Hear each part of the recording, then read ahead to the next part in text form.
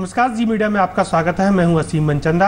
मोदी सरकार को 2 साल पूरे हो चुके हैं और प्रधानमंत्री नरेंद्र मोदी का सपना डिजिटल इंडिया बनाने का है और इस महत्वपूर्ण काम की जिम्मेदारी telecom and IT minister Ravishankar Prasad को जो है वो सौंपी गई है। क्या है 2 साल का लेखा जोखा, इस पर बात करने का हमारे साथ कोई टेलीकॉम मिनिस्टर रविशंकर प्रसाद महोदय। सर, आपका बहुत बहुत स्वागत है। धन्यवाद। आपने मैनिफेस्टो में ये कहा गया था कि हम हर एक घर को डिजिटल एम्पावर कर देंगे, तो उस दिशा में क्या काम हुआ 2 साल के अंदर? सबसे पहले तो यही जानना चाहेंगे आपसे। देखिए, सबसे पहला तो जहां आप बैठे हैं संचार भवन, आप तो इस महकमे के पुराने खिलाड़ी हैं, तो यहाँ पर भ्रष्टाचार होता था, यहाँ पर स्कैंडल्स हुआ करता था। याद है ना आपको? 2G घोटाला यही हुआ था। आज 2 साल बाद ईमानदारी से फैसले होते हैं। स्पेक्ट्रम नीलामी में आज तक का हाईएस्ट 1,10,000 करोड़ रुपया आया।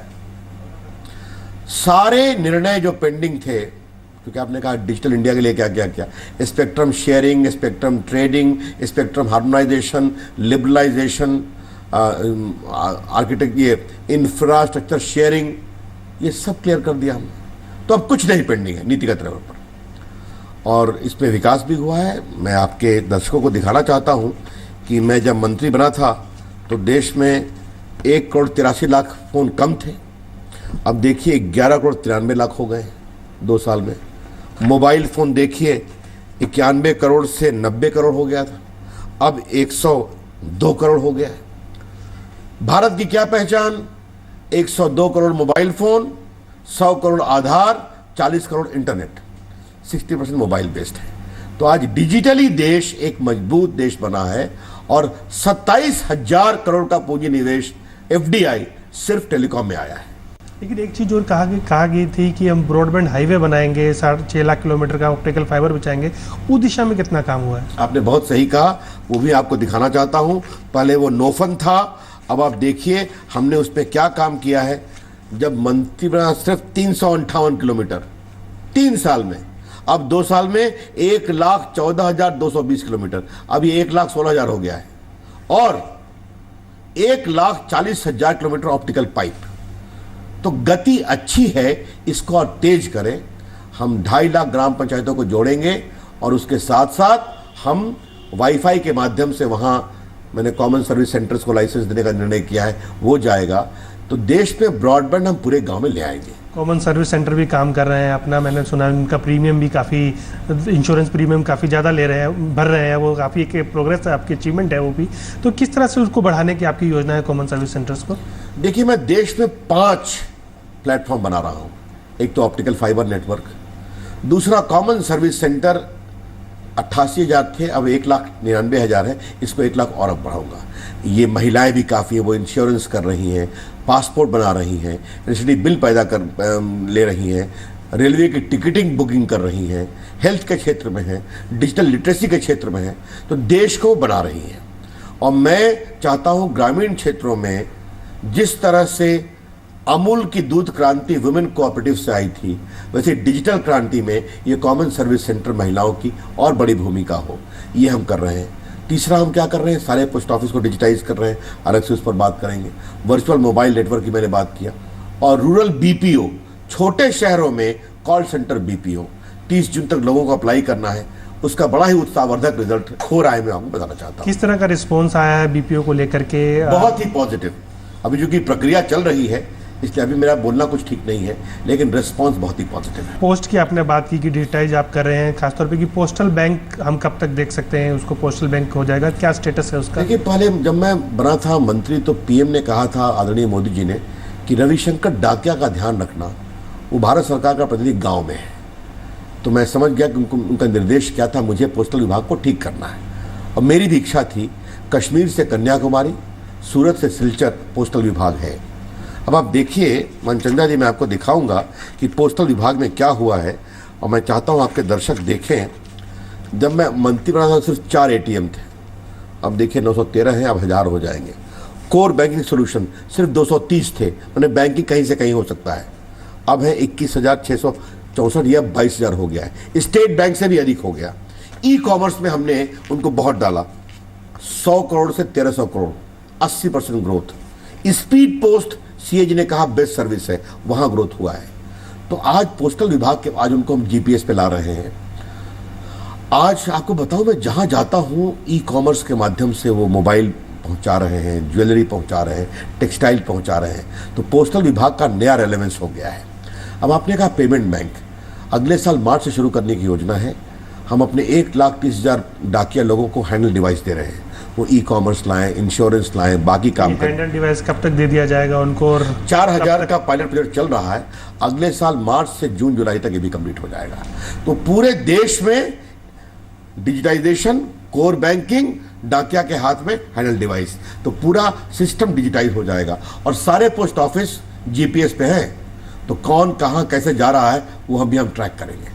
तो पार्सल ठीक हो, इन्वेस्टमेंट अधिक आए, ये हमारी पूरी कोशिश। ई कॉमर्स में भी आपने कुछ स्टेप्स लिए हैं कि ई कॉमर्स से जुड़ सके पोस्ट ऑफिस, तो किस तरह के स्टेप्स हैं आपके?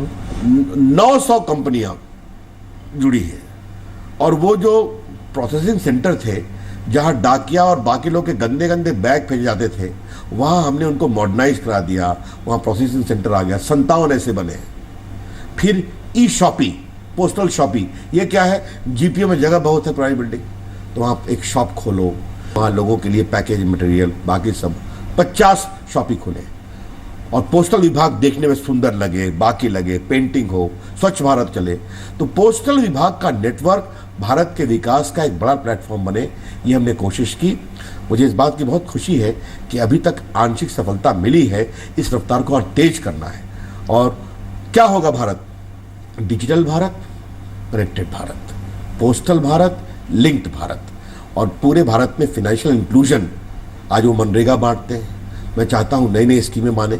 हरियाणा में और राजस्थान में हमारे पोस्टल विभाग के लोग बहुत डिलीवरी कर रहे हैं। तो मैं चाहता हूँ कि हमारा पोस्टल नेटवर्क एक सिंगल शॉप हो जहाँ जाके वो सारा काम पोस्टल तो काम करे, लेकिन खासतौर पर मैं टेलीकॉम की बात करूँ तो कॉल ड्रॉप्स का एक मुद्दा सबसे सामने आता है। आपको भी कई बार कहा गया कि कॉल ड्रॉप मंत्री हैं। आपको लगता है कि सरकार जो है टेलीकॉम कंपनियों के सामने लाचार है, कुछ नहीं कर रही है? देखिए, पहली बात मैं कहूँगा कि कॉल ड्रॉप की बात अगर हमारे विरोधी उठाएं तो बात समझ में आती है, लेकिन मैंने उसमें क्या क्या किया आपको ये भी कहना चाहिए था। मैंने सख्ती की है और मैंने हमेशा कहा है कि मैं देश के टेलीकॉम ग्रोथ का मंत्री हूँ और देश के टेलीकॉम उपभोक्ताओं का भी मंत्री हूँ। और हमारे आग्रह दबाव के बावजूद डीओटी के उन्होंने लगभग 95-96 हज़ार से अधिक नए साइट लगाए हैं पिछले 7-8 महीने में। दिल्ली में 5,000 लगे हैं। मैंने सारे इशू क्लियर कर दिया। आज कोई पॉलिसी में पेंडिंग नहीं है। ये जो रेडिएशन की बात आती थी उसको भी लेकर मैं ओपनली बोल रहा हूँ, इसका कोई आधार नहीं है। WHO ने इस पर काफ़ी चर्चा की है, वो हुआ है। तो सुधार काफ़ी हुआ है और सुधार होने की गुंजाइश है। बार बार मैं कहता हूँ, जैम का 3 में अंतिम मोबाइल ही है, जनधन आधार मोबाइल। इसको ठीक करने के लिए कंपनियां कह रही है कि हम सेल्फ रेगुलेशन करें। आपको लगता है सेल्फ रेगुलेशन काफी होगा उनके लिए? अब वो क्या करें नहीं करें उनका विषय है। मेरे लिए एकमात्र मानक है कि कंज्यूमर संतुष्ट होना चाहिए, सेवाएं अच्छी होनी चाहिए, उसके लिए हमारा आग्रह हमेशा रहेगा। अच्छा, टेलीकॉम रेगुलेटर TRAI ने पेनल्टी लगाई टेलीकॉम कंपनियों के ऊपर, लेकिन सुप्रीम कोर्ट ने स्ट्राइक डाउन कर दिया। आपको लगता है TRAI एक्ट में बदलाव करने की जरूरत है, उनको ज्यादा पावर देने की जरूरत है? इसके बारे में हमारा मन बिल्कुल खुला हुआ है। अगर TRAI को ऐसा लगता है कि इसके बारे में पुनर्विचार करने की जरूरत है तो उसका हम विचार करेंगे। दूसरी एक बात है कि BSNL MTNL में काफ़ी काम हुआ, BSNL प्रॉफिटेबल भी हुआ। लगता है कि दोनों कंपनियों को आगे जाकर के मर्जर जो है वो संभव है? देखिए, आपने BSNL की बात कही तो मैं चाहता हूँ कि ये आपके दर्शक देखें जरूर कि जब अटल बिहारी वाजपेयी की सरकार गई थी 2014 में तो BSNL 10,000 करोड़ के प्रॉफिट में था। मनमोहन सिंह की सरकार गई तो 8,000 करोड़ के घाटे में था। आज 672 करोड़ हो गया है और मुझे पूरी उम्मीद है कि इस साल के अंत तक वो 2,000 करोड़ के ऑपरेटिंग प्रॉफिट में जाएगा। BSNL का लैंडलाइन फ्री है। मर्जर की बात कही, अभी हम MTNL को भी सुधार रहे हैं और हमारी उम्मीद है कि दोनों साझा मिलकर काम करें। मर्जर का विषय अभी छोड़ा हुआ है, दोनों स्वस्थ हो जाएं, अच्छा काम करें तो उसके बारे में विचार करें। उम्मीद करें आने वाले 1 से 2 साल के अंदर दोनों अगर ठीक कंपनियां काम करती हैं, जैसे कि हमें लग रहा है कि आप कर लेंगे इनको ठीक, तो उसके बाद मर्जर संभव है इनका? अब उसका विचार करेंगे, उसमें काफ़ी लोग हैं, आपको मालूम है। देखिए, ये पब्लिक से मैं चाहता हूं कि जी बिजनेस पर इस बात को रखूं। ए प्राइवेट कंपनी सब काम तुरंत कर लेती है।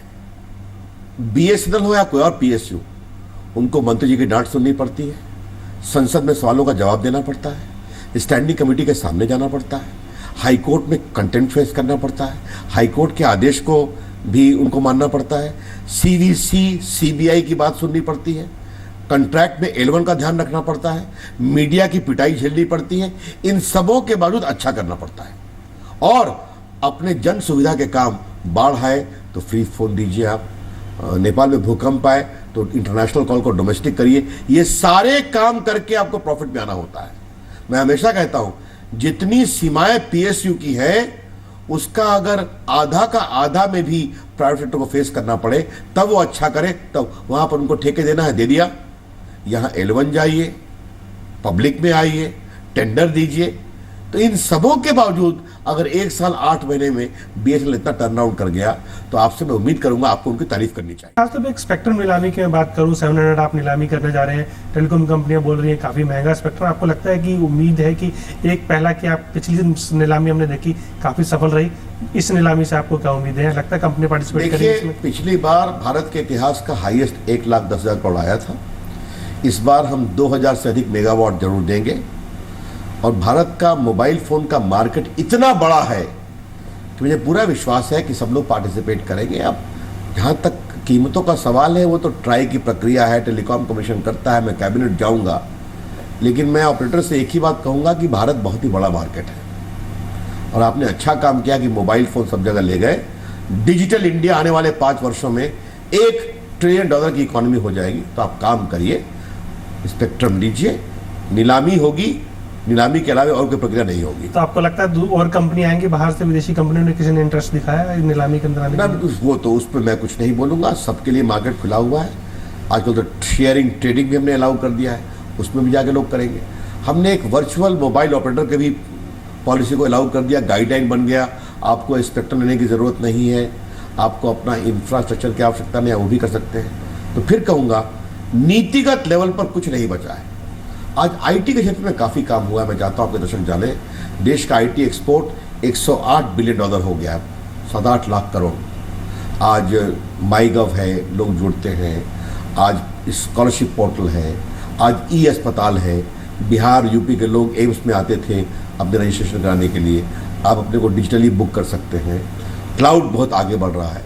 तो क्या आईटी का क्षेत्र, क्या बीएसएनएल, क्या टेलीकॉम का क्षेत्र, क्या इलेक्ट्रॉनिक मैन्युफैक्चरिंग, सब एक साथ आगे बढ़ रहा है। खासतौर पे एक सेमीकंडक्टर पॉलिसी जो सरकार बना रही थी, आपको लग रहा है उसमें दम है? कंपनी को अभी तक आगे नहीं आई है, एक आई थी उसमें एक आध कंपनी आगे है, एक आध अपने निजी कारणों से पीछे गई है। मेरी पूरी कोशिश है कि सेमीकंडक्टर यहाँ बनना चाहिए फैब, उसके लिए हम प्रयासरत हैं। लेकिन आप ये देखिए कि देश में इलेक्ट्रॉनिक मैन्युफैक्चरिंग कितना बढ़ रहा है। अब मैं देखूंगा कि हम चाहते हैं, देखिए मोबाइल फ़ोन 6 करोड़ से 11 करोड़ हो गया है। जब मैं मंत्री में था 11 करोड़ पूंजी निवेश हुआ था, 600 करोड़, 11 करोड़, 600 करोड़, अब 1,20,000 करोड़ है। तो हर तरफ आज दुनिया की सारी कंपनियां, चाहे एप्पल हो, चाहे एलजी हो, चाहे सैमसंग हो, भारत में आ रही है। सबका स्वागत है। ये एप्पल की आपने बात की तो एप्पल से जुड़ा एक सवाल, आपको लगता है कि जिस तरह से उनको मना कर दिया गया कि आपको लोकल आउटसोर्सिंग करनी करेगी और आप सेकंड हैंड फोन नहीं बेच सकते, इन्वेस्टमेंट देख रहे हैं एप्पल की तरफ? हमने कोई अभी FIPB का फैसला आया है, बाकी इस पर सरकार के द्वारा औपचारिक फैसला होगा। मेरा खाली कहना यह है कि लोकल आउटसोर्सिंग भी ज़रूरी है ताकि यहाँ के लोगों और यहाँ की कंपनियों को अवसर मिले। लोकल आउटसोर्सिंग में आप देखिए ऑटो हब इतना बन गया ना भारत, तो मर्सिडीज बेंच यहाँ आते हैं तो लोकल एंसिलरी तो यहीं से करते हैं, उनकी कंपनियाँ आती हैं। तो भारत का मार्केट इतना बड़ा है, एप्पल का पूरा स्वागत है। मुझे लगता है कि भारत में सबों के लिए अच्छा मार्केट है। फिर कहूँगा कम make in India for India and also export outside, बहुत सारे मिलेगा मुझे। अच्छा, एक बहुत बड़ा मुद्दा है नेट न्यूट्रलिटी का, टेलीकॉम रेगुलेटर उस पर काम कर रहा है। हो सकता है आजकल में कंसल्टेशन पेपर जो है वो भी जारी कर दें। आप क्या फेवर करेंगे आप, क्योंकि डिफरेंशियल प्राइसिंग पहले बंद हो चुकी है, अब आपको लगता है कि नेट न्यूट्रलिटी में किस तरह का रेगुलेशन होना चाहिए? मेरा कहना बहुत सिंपल है कि मैं वो विचार कर रहे हैं, उनके सुझाव आने के बाद मैं विचार करूंगा। मैंने नीतिगत रूप से एक बात स्पष्ट रूप से कही है कि इंटरनेट बिना बाधा के सबको उपलब्ध होना चाहिए, और अगर इंटरनेट ग्लोबल फिनोमेना है तो लोकल के साथ उसका लिंकेज होना चाहिए। और मैं इंटरनेट की आज़ादी का पक्षधर हूँ। हाँ, आतंकवादी इसका अगर दुरुपयोग करते हैं तो सरकार की भूमिका होती है। तो ये चीज़ें स्पष्ट रूप से लिखी हुई हैं। अब मैं ट्राई की रिपोर्ट की प्रतीक्षा कर रहा हूँ। भारत एक बड़ा देश है, देश में इंटरनेट का बहुत विस्तार हो रहा है और ये इंटरनेट निर्बाध गति से उपलब्ध होना चाहिए। इसके अलावा स्पेक्ट्रम यूज चार्ज को लेकर के काफ़ी डेलिब्रेशन हो रहा है, क्या इरादा है दूरसंचार विभाग का, कितना होना चाहिए, एक स्टैंडर्ड फॉर्म होना चाहिए, फॉर्मेट फॉर्म होना चाहिए? जो नीतिगत निर्णय मुझे करना है उसको मैं आपके सामने बताऊं, चिंता मत करिए। किस तरह का प्रस्ताव है, हम सिर्फ ये जानना चाहते हैं कि क्या प्रस्ताव क्या है, क्या नहीं, इस पर कोई बातचीत नहीं है। जब फाइनल एनआईए आएगा तो सारी तस्वीर आपके सामने आ जाएगी। इसके अलावा लगता है कि आपको कहीं आप नाकाम भी रहे, आपको काम करने की जरूरत है उस क्षेत्र के अंदर? देखिए, मैं कभी भी काम से संतुष्ट नहीं होता। अटल जी की सरकार में कोयला खान मंत्री था, कोल इंडिया 1400 करोड़ के घाटे में था, 1.5 साल में 1500 करोड़ के प्रॉफिट में ले आया। आज बीएसएनएल ऑपरेटिंग प्रॉफिट में आ गया है। कमियां हैं और अच्छा करें, देश में और ग्रोथ हो, मैन्युफैक्चरिंग इलेक्ट्रॉनिक में और बढ़े। तो मेरा काम सिर्फ काम करना है, मैं अपने काम से संतुष्ट नहीं होता। सर्टिफिकेट देने का काम आपका है। तो सही सी बात है कि सब मंत्रियों का परफॉर्मेंस रेटिंग भी हो रहा है, तो आप अपने आप को खुद को कितने नंबर देना चाहेंगे? मैं कभी नहीं देता, आपका काम है देना, मेरा काम है सिर्फ काम करना है। चलिए, हम उम्मीद कर रहे हैं आप अच्छा काम कर रहे हैं, हम ये भी मान रहे हैं कि आप अच्छा काम कर रहे हैं, आप और ईमानदारी से कर रहे हैं। ईमानदारी से कर रहे हैं, खासतौर पे कि आपने खुद बोला कि यहाँ भ्रष्टाचार खत्म हो गया है, लॉबीज ज्यादा यहाँ बचे नहीं है। आगे की क्या पॉलिसीज रहेंगी आपकी कि डिजिटल इंडिया को जो है बढ़ावा दिया जाए? मैंने कहा था कि मंत्री जब राजस्थान से अटल बिहारी वाजपेयी जी की सरकार नेशनल हाईवे के लिए जानी गई, तो नरेंद्र मोदी जी की सरकार इंफॉर्मेशन हाईवे के लिए जानी जाएगी। और उस information highway digital India, make in India, skill India, startup India, stand up India, ये सब मिलकर काम करेंगे और एक नया देश बनेगा। काफी सारे फ्लैगशिप प्रोग्राम है, आपने सबका नाम इनका लिया। आप कौन सा लगता है कि आपको प्रोग्राम जो है वो सबसे ज्यादा सक्सेसफुल? सबको साथ चलना है, इतना ही कहूंगा। भारत एक डिजिटल क्रांति के मुहाने पर खड़ा है और आने वाले 3 वर्षों में भारत दुनिया की डिजिटल एक बहुत बड़ी ताकत बनेगी। इसके अलावा आप देख रहे हैं कैबिनेट में कोई रिशफल देख रहे हैं, क्योंकि सोनवाल जो है वो आज का विषय 2 वर्षों के लिए है, उसको वही छोड़िए। बाकी जनता हमें कश्मीर से कन्याकुमारी तक जिता रही है, नए नए क्षेत्रों में हम आ रहे हैं, तो हम लोग पूरा काम करेंगे, आपको विश्वास है। तो आप मिशन 2019 पहले देख रहे हैं या यूपी गवर्नमेंट जो वो देख रहे हैं यूपी में? लेकिन चुनाव तो आते रहेंगे, हमारा काम है काम करना। इतना ही कहना चाहेंगे, कुछ लोग प्रधानमंत्री का ख्वाब पाल रहे हैं, उनको हम उनके ख्वाब पर तो मुझे कुछ नहीं कहना है, सिर्फ इतना ही कहना, कोई वैकेंसी नहीं है अभी, 2019 तक भी नहीं है, आगे लंबे समय तक नहीं है। तो ये आप मान करके चल रहे हैं कि मोदी सरकार जो है जिस तरह से काम कर रही है और आगे अच्छा काम करेंगे, जनता का आशीर्वाद मिलेगा। आप देख रहे हैं जनता हमारे सामने आ रही है, केरला में भी कमल खिल रहा है, बंगाल में हमारा वोट बढ़ गया, सीटें बढ़ गई। तो हम करेंगे। देश कांग्रेस पार्टी के कुशासन से त्रस्त था और ईमानदारी से जो हम काम कर रहे हैं किसानों के लिए, गरीबों के लिए, नौजवानों के लिए, विकास के लिए, तो वो हमारी ओर देखेगा। चलिए, जी मीडिया से बात करने के लिए आपका बहुत धन्यवाद। बहुत बहुत धन्यवाद आपका। ये थे टेलीकॉम मिनिस्टर रविशंकर प्रसाद, जिनका कहना है कि प्रधानमंत्री नरेंद्र मोदी का सपना डिजिटल भारत बनाने का है और अगले 3 साल में इस सपने को पूरी तरह से साकार कर लेंगे।